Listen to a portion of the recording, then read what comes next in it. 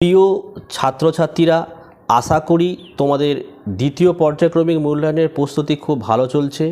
আজকের ভিডিওটি তোমাদের জন্য অত্যন্ত গুরুত্বপূর্ণ হতে চলেছে, কারণ আজ আমরা আলোচনা করব ষষ্ঠ শ্রেণীর ইতিহাস বিষয়ের সম্পূর্ণ একটি স্কুলের পরীক্ষার প্রশ্নপত্র, তা আবার একদম নিখুঁত উত্তর সবে আলোচনা করে দেব।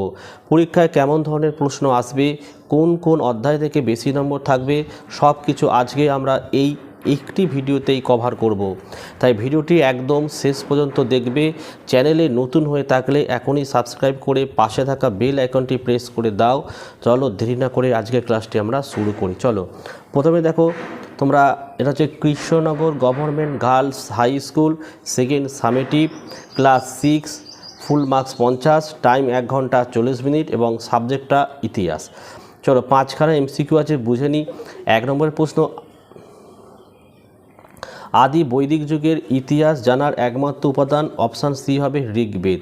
ঋগ্বেদটা কেন হলো বোঝো। দেখো, বৈদিক যুগকে দুভাগে ভাগ করা হয়, এর মধ্যে প্রাচীন এবং আদি বৈদিক যুগ। বুঝে না ব্যাপারটা। ইতিহাস জানার একমাত্র প্রধান সাহিত্যিক উপাদান হলো ঋগ্বেদ। আর অন্য যে 3টি আছে, বেদ আছে, ঋগ্বেদ হলো পুরাণ পরবর্তী বৈদিক যুগে কিন্তু রচিত হয়েছিল। 2 নম্বরের প্রশ্ন, মেগালিথ বলা হয় অপশান বি বড় পাথরের সমাধিকে। হ্যাঁ, এটা ব্যাপারটা বুঝে নাও। দেখো, গ্রিক শব্দ মেগা মানে বড় এবং লিথ মানে পাথর। তাহলে প্রাচীনকালে মৃতদেহের কবর বা সমাধির চারপাশ বড় বড় পাথর দিয়ে ঘিরে রাখার যে প্রথা ছিল, তাকেই ইতিহাসে মেগালিথ বলা হয়। কাশ্মীর বা দাক্ষিণাতে এরকম প্রচুর সমাধি কিন্তু পাওয়া গেছে।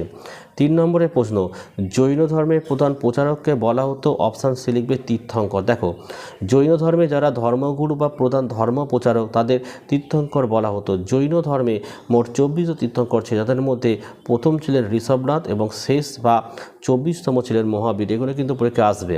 3 হলো 4, ত্রিপিটক কথার অর্থ হচ্ছে ঝুড়ি।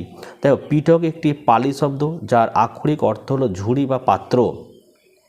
বৌদ্ধ ধর্মের প্রধান ধর্মগ্রন্থ কি ত্রিপিটক। এর মধ্যে আছে সূত্র পিটক আছে, বিনয় পিটক আছে এবং অভিধর্ম পিটক আছে। এর ক্ষেত্রে জ্ঞানকে 3টি আলাদা ঝুড়িতে রাখার প্রতীক হিসাবে এই নাম ব্যবহার করা হয়। 5 থেকে মৌর্য আমলে জেলা প্রশাসনকে বলা হতো অপশান এ লিখবে আহার। আহার ব্যাপারটা বুঝিয়ে দিই। দেখো, মৌর্য সমাজের শাসন ব্যবস্থায় সুবিধার জন্য সাম্রাজ্যকে কয়েকটি প্রদেশে এবং প্রদেশগুলিকে কয়েকটি জেলায় ভাগ করা হয়েছিল। মৌর্য যুগে এই জেলা বা স্থানীয় প্রশাসনিক অঞ্চলকে আহার বলা হতো এবং এর প্রধান শাসককে বলা হতো রাজুক।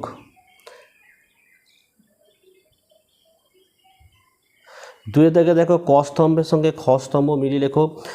একটা হচ্ছে দেখো ম বর্গে মজ ঝিম পতিদা। এটা হচ্ছে অপশান বি গৌতম বুদ্ধ। কেন গৌতম বুদ্ধ হলো বুঝে না। দেখো, গৌতম বুদ্ধ কঠোর তপস্যা এবং অতিরিক্ত বিলাসিতার মধ্যবর্তী পদ বা মাঝপন্থ অবলম্বনের কথা বলেন, যাকে মধ্যম প্রতিপদা বা অষ্টাঙ্গিক মার্গ বলা হয়। নেক্সট, গুপ্ত সম্রাট হচ্ছে অপশান সি সমুদ্রগুপ্ত, তোমরা জানো এটা। 3 হচ্ছে কুষাণ সম্রাট, এটা হচ্ছে অপশান এ কনিষ্ক, জানো এটা। মৌর্য সম্রাট সেটাও জানো। আর নন্দরাজা হচ্ছে ধননন্দ হয়েছে। নেক্সট চলে আসছে আমাদের ঋগ বৈদিক যুগের প্রধান দেবতা কে ছিলেন? ইন্দ্র। দেখো, ঋগ বৈদিক যুগের প্রধান দেবতা ছিলেন ইন্দ্র এবং ঋগ্বেদে তাকে কি বলবো দুর্গ ধ্বংসকারী বলা হয় এবং তার উদ্দেশ্য সবচেয়ে বেশি শ্লোক আছে, প্রায় 250টি। 2 নম্বর, সকল উত্তর পার্থনাথ কাকে বলা হতো? হর্ষবর্ধনকে। তোমরা জানো যে কনৌজের পুষ্যবর্তী বংশের শ্রেষ্ঠ রাজা ছিল হর্ষবর্ধনকে সকল উত্তর পথনাথ বলা হতো। ঠিক আছে। 3 নম্বরের প্রশ্ন, আলেকজান্ডারের সেনাপতির নাম কি লিখবে? সেলুকাস। একটু বুঝে নাও। দেখো, ম্যাসিডোনিয়ার গ্রিক বীর আলেকজান্ডারের প্রধান সেনাপতির নাম ছিল সেলুকাস। আচ্ছা, সেলুকাসের একটা নাম আছে, পুরো নাম। সেই পুরো নামটা তোমরা যারা জানো কমেন্ট করে জানাও, আমি প্রত্যেকের কমেন্টের কিন্তু রিপ্লাই দেবো। সেলুকাসের নামটা পুরোটা বলতে হবে, ঠিক আছে। 4 নম্বরের প্রশ্ন, এলাহাবাদ প্রশস্তি রচয়িতাকে? হরিসেন, তোমরা জানো এটা।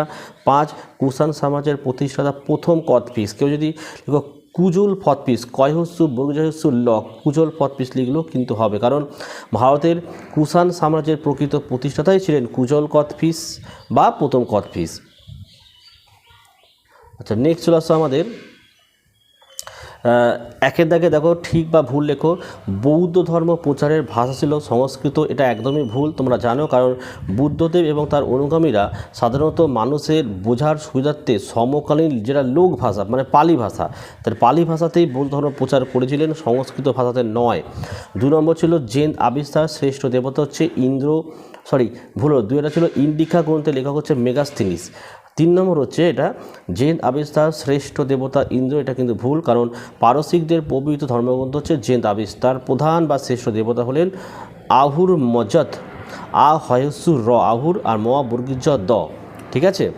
4 নম্বরেরটা বেবানান শব্দটি লেখো ব্রাহ্মণ, ক্ষত্রিয়, শূদ্র এবং নৃপতি। তো উত্তর হচ্ছে নৃপতি। কেন, এগুলো বুঝে বুঝে তো করতে হবে। দেখো, ব্রাহ্মণ, ক্ষত্রিয় এবং শূদ্র হলো বৈদিক চতুর্বর্ণ প্রথার একটা জাতি বা বর্ণ, তাই না? কিন্তু অপরদিকে নৃপতি শব্দের অর্থ রাজা, যা কোনো নির্দিষ্ট বর্ণকে নয় বরং একটি রাজনৈতিক পথকে এখানে নিদর্শন করে। 5 দাগের প্রশ্ন, নাসিক লেক, মহাস্থানগড় লেক এবং অর্ধশস্ত্র কার্লে লেক, এটা অর্ধশস্ত্র অ্যান্সার হবে, কারণ দেখো নাসিক লেক, মহাস্থানগড় লেক এবং কার্লে লেক এই তিনটি হলো পাথর বা গুহায় খোদাই করা কোনো প্রত্নতাত্ত্বিক লিপি। আর অপরদিকে অর্থশাস্ত্র হচ্ছে কৌশলের একটি উপাদান বা বই। 6 দাগের সকারি বলা হতো ড্যাশকে, লিখবে দ্বিতীয় চন্দ্রগুপ্ত। কেন বলা হতো বুঝে না। দেখো, গুপ্ত সম্রাট দ্বিতীয় চন্দ্রগুপ্ত পশ্চিম ভারতের শকদের সম্পূর্ণভাবে পরাজিত ও উচ্ছেদ করেছিলেন। শকদের শত্রু বা বিনাশকারী হিসাবে তিনি সকারি উপাধি ধারণ করেন, ঠিক আছে। আচ্ছা, এবারে দেখো 2 নম্বরের প্রশ্নগুলো খুব গুরুত্বপূর্ণ, রেডি করো। দেখো, ত্রিরত্ন কি, আশা করি জানো, পাঠ্য বই পেয়ে যাবে। শ্বেতাম্বর কাদের বলা হয়, এটাও পাঠ্য বই পাবে। পঞ্চমহাব্রত কি, পাঠ্য বই পাবে। 4 বৈদিক সমাজে কটি শ্রেণীতে বিভক্ত ছিল, কী পাঠ্য বই পেয়ে যাবে। 5 আইহোল প্রশস্তি কে রচনা করেন, কোন রাজার প্রসঙ্গে এটি রচিত হয়। আচ্ছা, এখানে 6 দাগের টিকা লেখো চতুরাশ্রম, সরোজ মহাজন পদ, 10 রাজা, সব পাঠ্য বই পেয়ে যাবে, সব রেডি করে, এগুলো পরীক্ষা এগুলোই আসবে কিন্তু।